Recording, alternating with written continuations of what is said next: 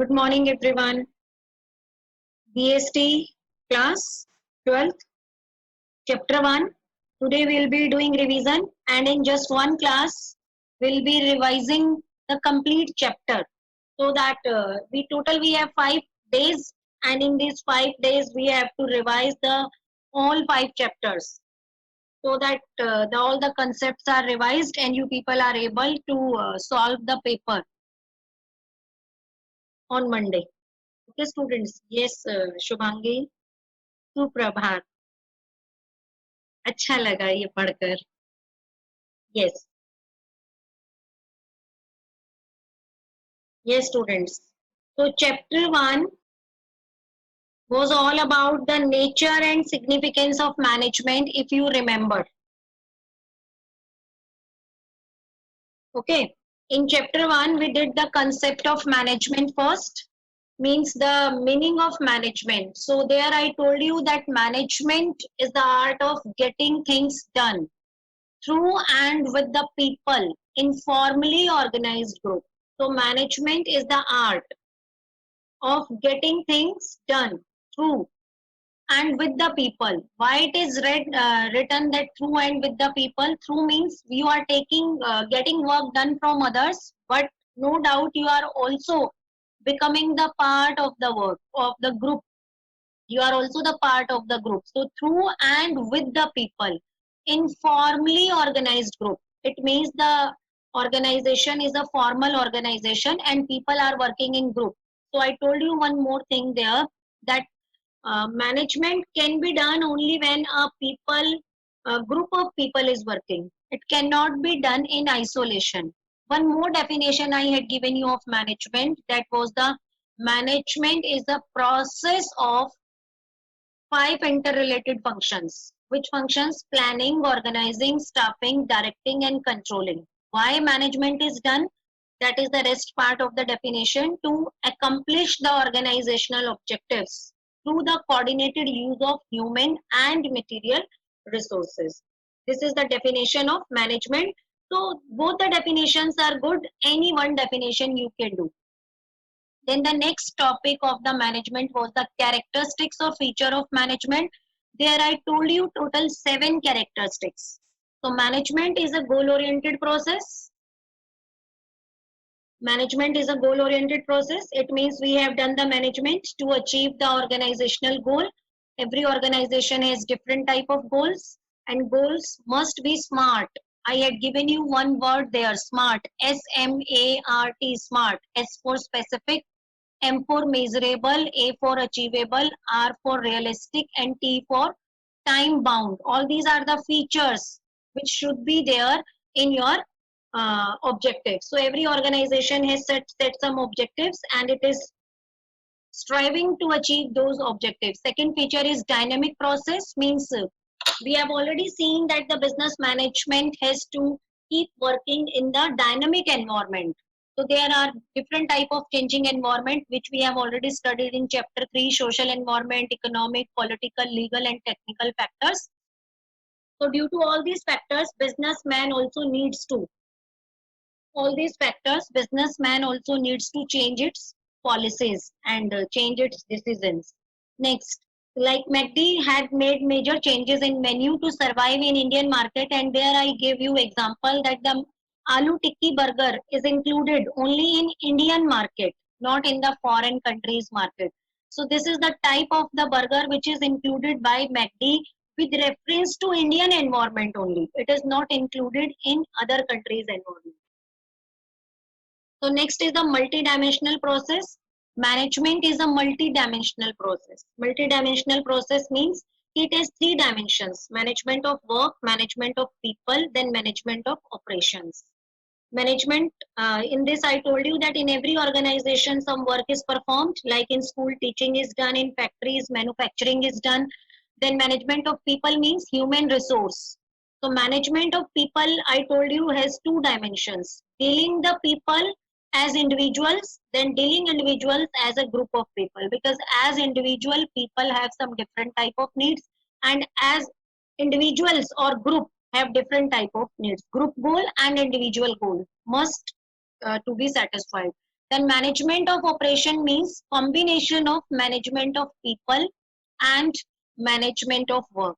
So it requires a production process to convert the inputs and technology into desired output. So that is the management of operation.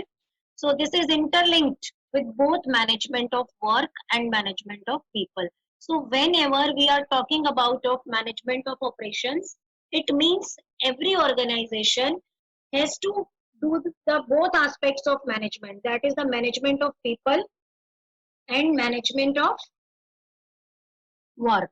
So both should be considered. Next, continuous process. Management is an ongoing process, non-stopping process. All the functions, planning, organizing, staffing, directing, and controlling needs to be performed by all the persons. Next, management is a group activity. I told you there that management cannot be performed in isolation. So it is a group activity. Wherever a group of people is working, so their management will be required to get the work done from that group of people. Okay, students. Next feature is management is intangible, and there I told you that management is an intangible force, means which cannot be seen or touched, but its presence can be felt. How?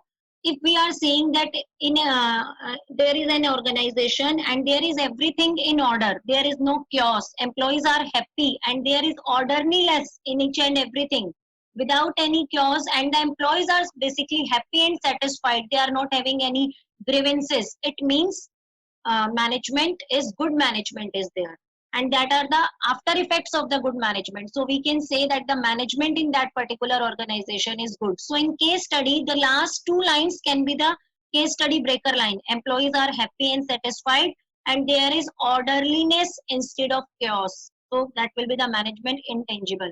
Next, pervasive. Management is pervasive. Pervasive means universal. It is found in every organization, whether irrespective of the organization nature, size, and objectives. So these were the 7 features of management. Next topic is importance of management. Management importance. I told you that 3 objectives of management. I told you management organizational objective, social objective, and personal. And 3 importance points are related to those 3 objectives. Okay, so these 3 important points are related to 3 importance points, like organizational goal means group goal, achievement of group goal. Management helps to achieve group goal. This is the first objective.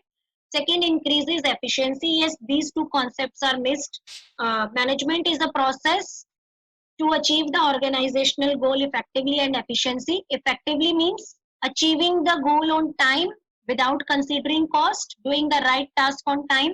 And efficiency means achieving the goal considering the cost. So wherever you are considering the cost only, it means you are efficient. At minimum cost you are doing work, it means you are efficient.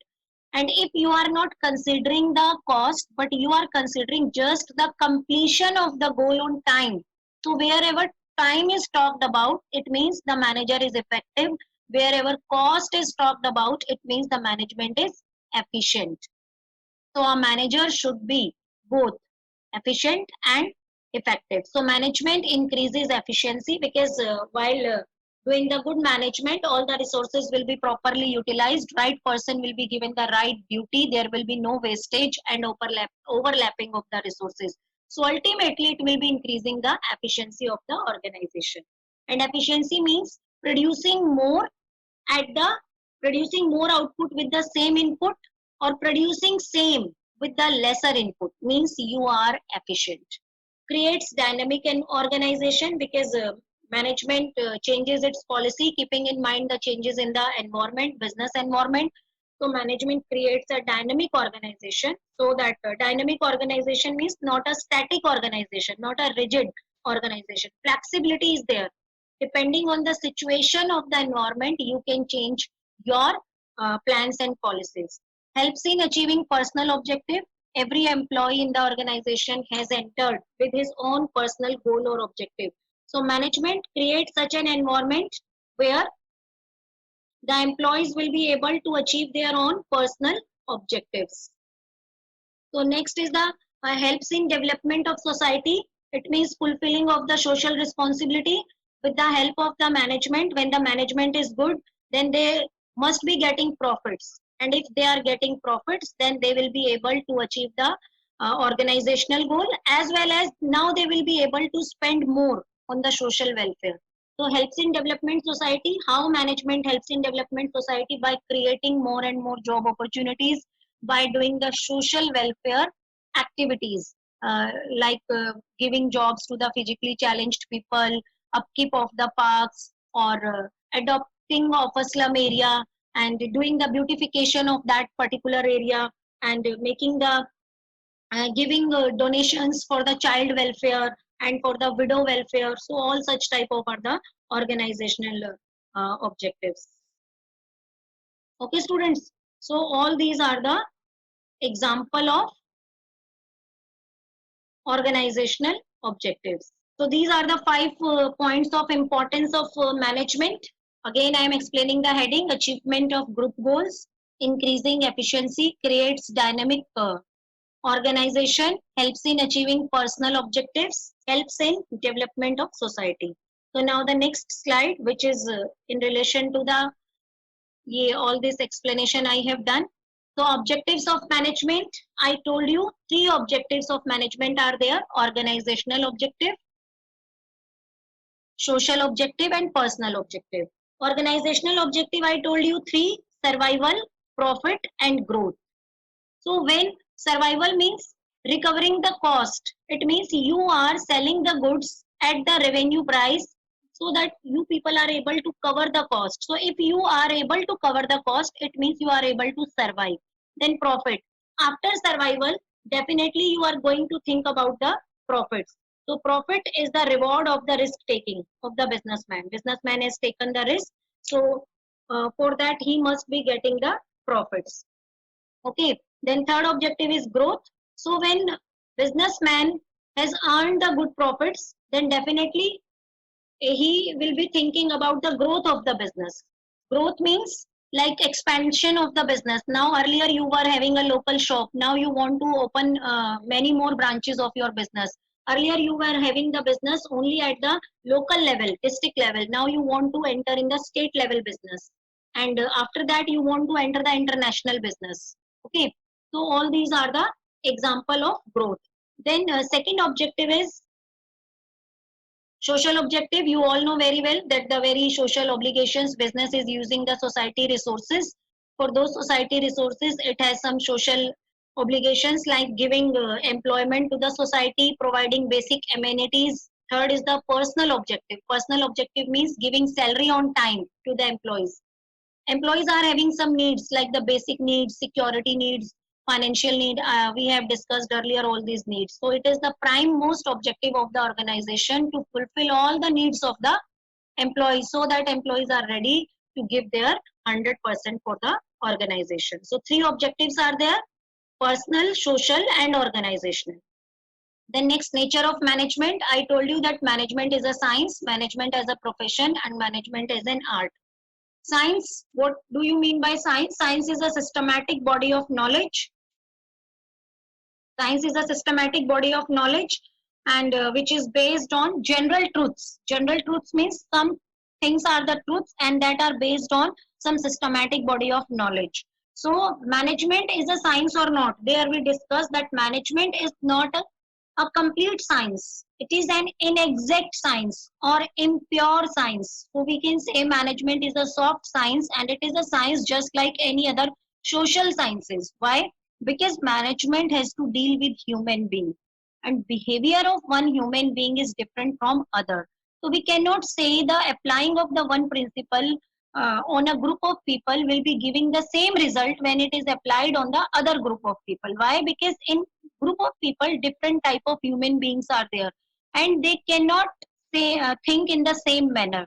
So that's why it is said that some of the features of science are present in management and some of them are not present, like systematic body of knowledge. So science has a systematic body of knowledge. Knowledge is there, theories are there, principles are there. So in management also there are some principles, like science has a principle, law of gravitation. So whenever you will be applying that law, you will be having the same result in each and everything. So management is also a systematic body of knowledge. And management also has its principles, like we have studied in chapter 2. Then science principles are based on uh, observation and experimentation, and they are formed in the laboratories after doing the many observations. So management principles are also developed over a period of time. Not they are not the result of overnight efforts, but since it deals with human behavior, so results are not so exact. But in science principle, whenever we will be applying science principle, every time we will be getting the same result, but in management we will not be getting the same result. Universal validity, so the two features out of those, first was present and second is not present. Then universal validity, management principles, science principles are having universal validity. Universal validity means they will be holding true under each and every situation, like principle of gravitation. So if we are applying this principle on a chair, on a person, on an apple, then everything we will be getting the same result, and that will be holding true. So principle of management are not universal, they have to be modified according to the situation. We have studied this in that management principles are general guidelines. General guideline means they are just showing us a path.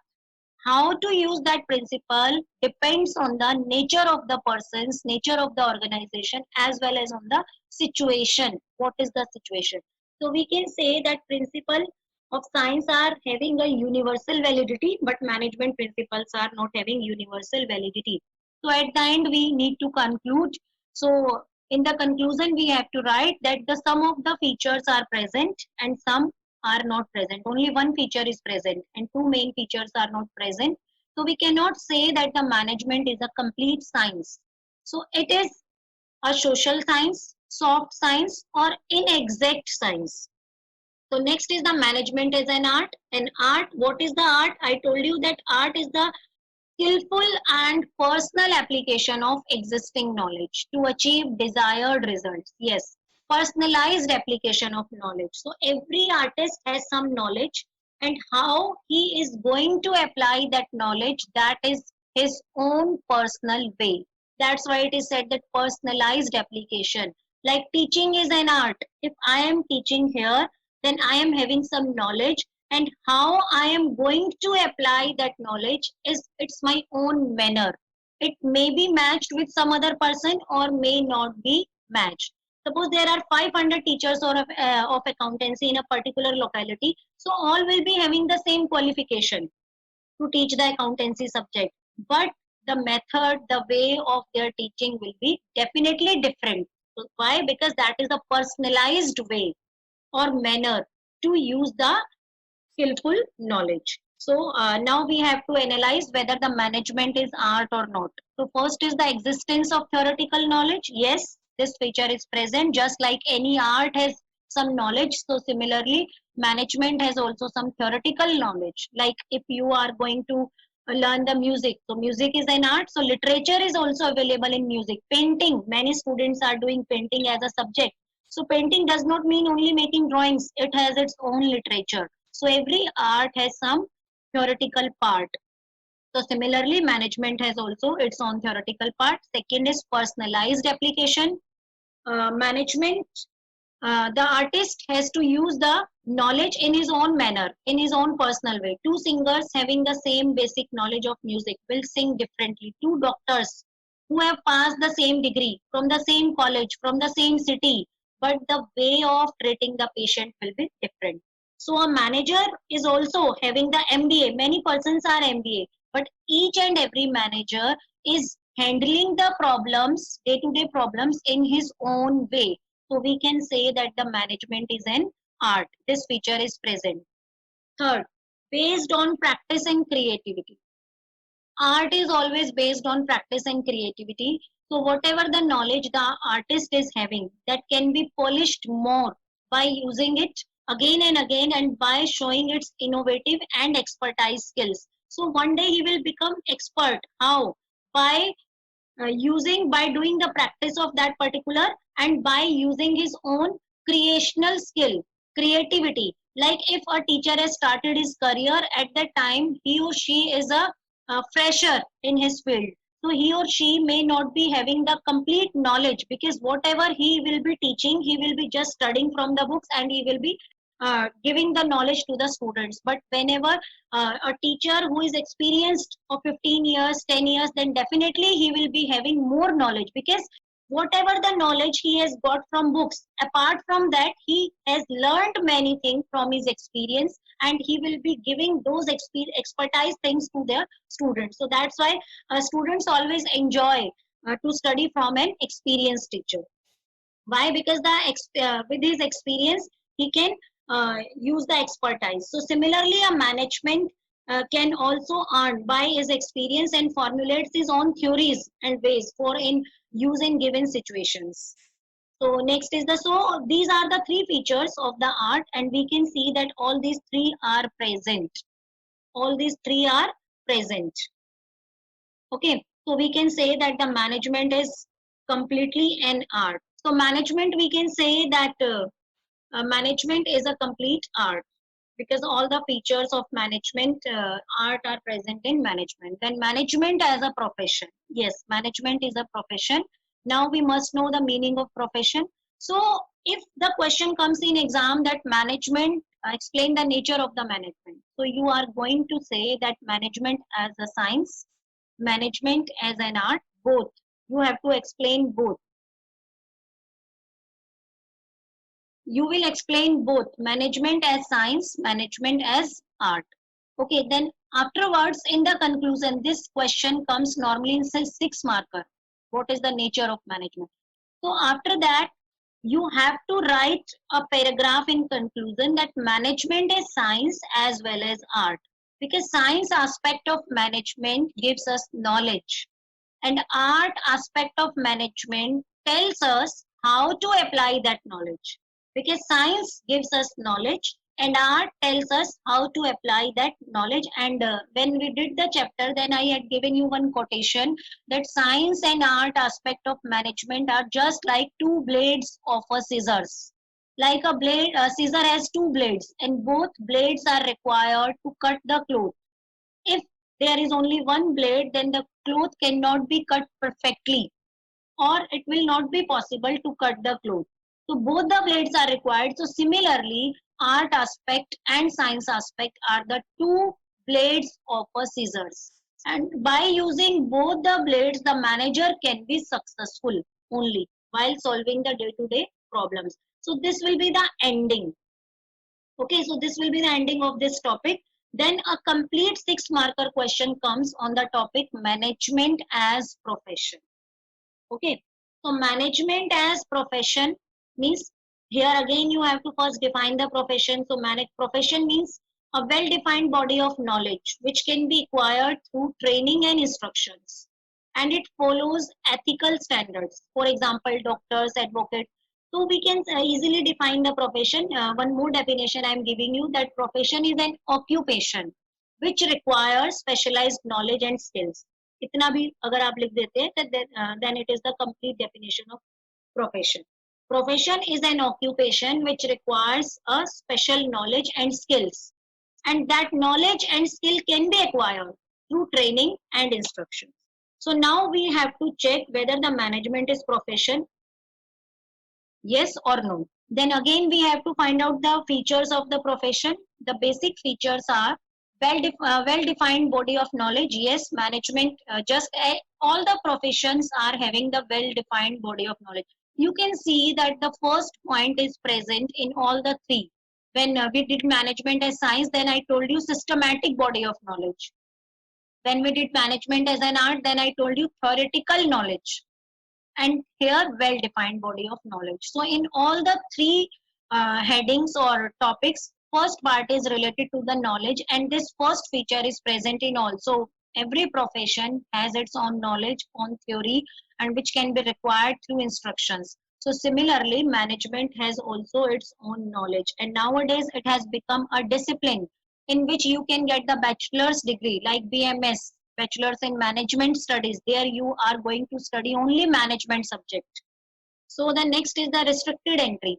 In every profession, the entry of the is restricted. How? Like you want to enter in CA profession, so you have to first clear the CPT, fundamental examination of CA, and when you will be clearing that CPT exam, only then you are allowed to enter in CA profession. Then further exams you will be giving.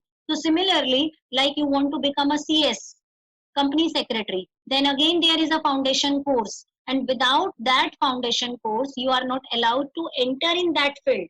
After clearing that, again you have to pass many exams, only then you will be allowed to do the practice as a company secretary, CS. So restricted entry is there, but in management no restricted entry is there, no additional qualifications are required. Sometimes the person is having good amount of money, he is the owner of the business, and he himself has become the manager of the business. So we can say that for becoming a manager, no particular degree or no particular restricted entry is not there. Then professional association, in management, in all the professions there are some associations with which the all the professions are related. They are having their attachment with the professional associations, and all professions are affiliated to a professional association which regulates entry, grants certificates of practice, and formulates and enforces a code of conduct. So that particular professional association is conducting all the exams, and they are making all the rules and regulation, and as well as they are formulating the policies and code of conduct, and they are giving the certificate to their uh, all the candidates who are associated with that professional association. Okay, students, there is no compulsion for managers to be the members of any management association. Hence, this criterion is not fully satisfied in management. So we can say that this feature is also not present professional association, because managers need not to be associated with any such type of professional association. Rather, for managers, there is one association which is known as AIMA, All India Management Association. But it's not compulsory for the managers to be the part of that particular association. Then ethical code of conduct, all the professionals are required to follow the ethical code of conduct, means rules and regulations made by that particular professional association.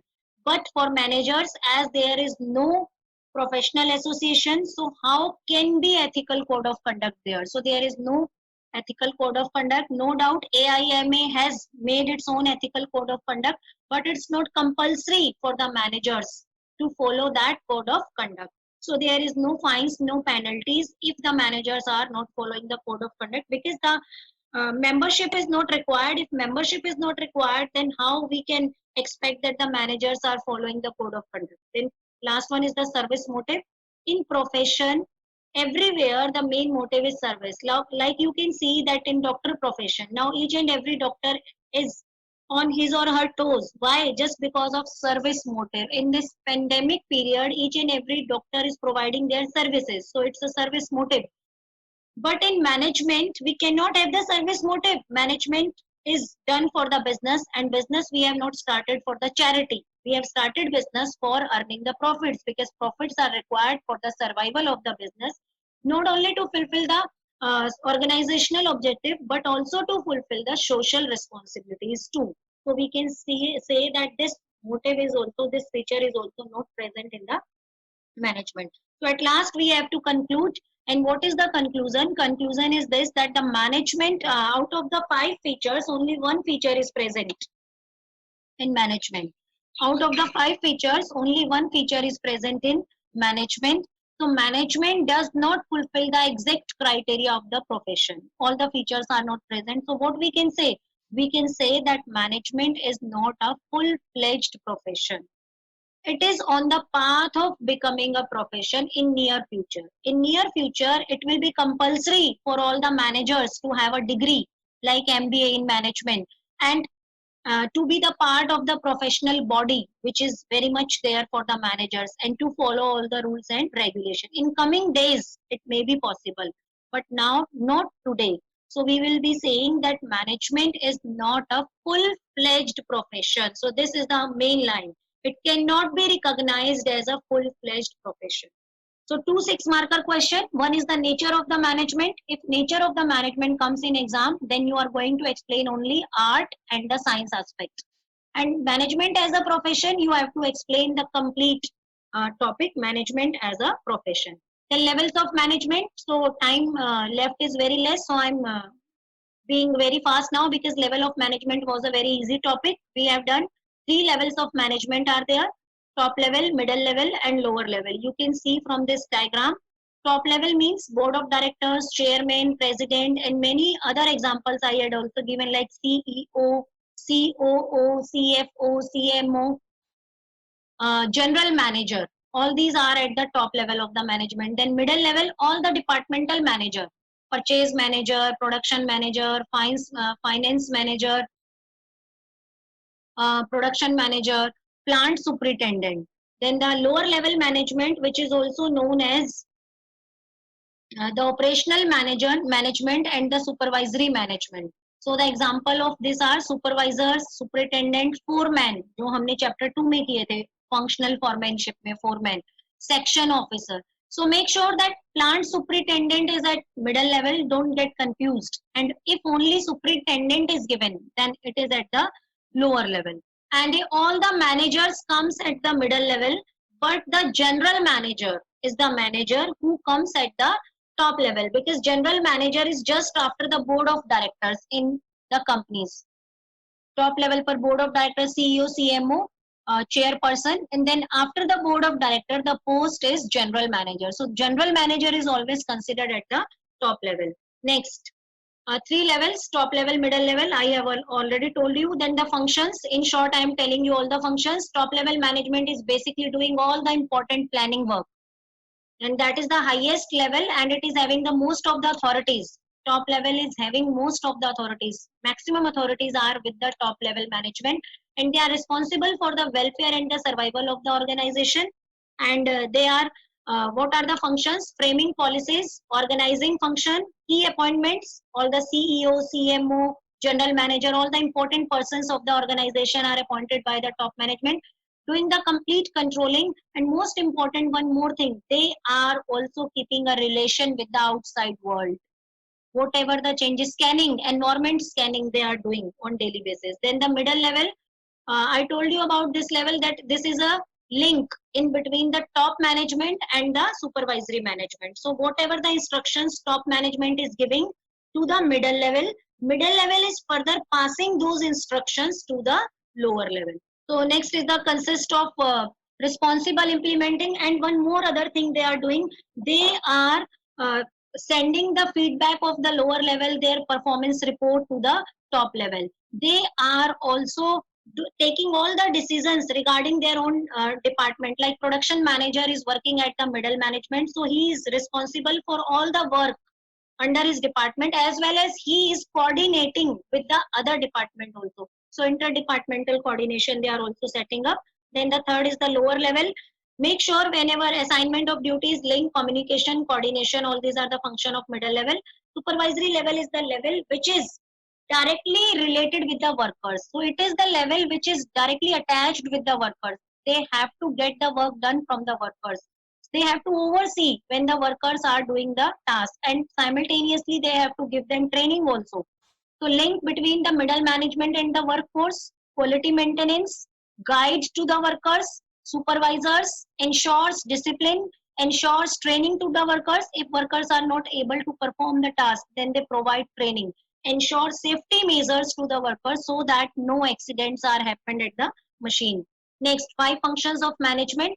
Planning, management is a series of 5 functions, interrelated 5 functions. Planning, organizing, staffing, directing, controlling. These are the 5 chapters which are left in the management book. First 3 chapters we have done. So functions we will be starting after cycle test. Planning, organizing, staffing, directing, and controlling are the 5 functions of the management which each and every manager has to perform. Now the last topic, I am not going to explain these functions because we will be explaining it in the chapter itself.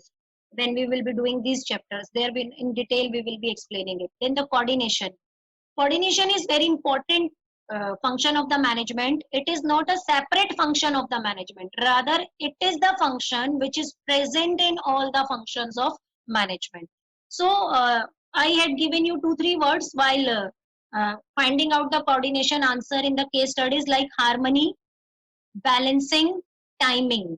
So these are the 3 words: harmony, synchronization, balancing, and timing. If you find all these words in any of the case study, then the answer is coordination. Orderly arrangement of group efforts to maintain harmony among individual efforts towards the accomplishment of goal or the organization. Characteristics of coordination: integrates group efforts, ensures unity of action, continuous process, pervasive function, responsibility. Coordination is the responsibility of all the managers. It is not like key top level managers are doing coordination. Each and every manager has to coordinate with others. Pervasive, required everywhere. Continuous, you all know. Then ensure unity of action. All the employees in the organizations are working, doing work for them own, in their own way, and the whole of the work done by the different employees is coordinated, uh, directed towards a direction to bring the unity of action. Deliberate function: coordination is a deliberate function. It means it is created deliberately. Deliberately means intentionally. It is not achieved automatically. And the last topic: importance of coordination. Why the coordination is important? Growth, functional differentiation, and specialization. So these are the 3 reasons. When the business grows in size, number of more people will be there, then it will be difficult to work alone. So in that case, coordination will be required, because as many of the people will be there in the organization,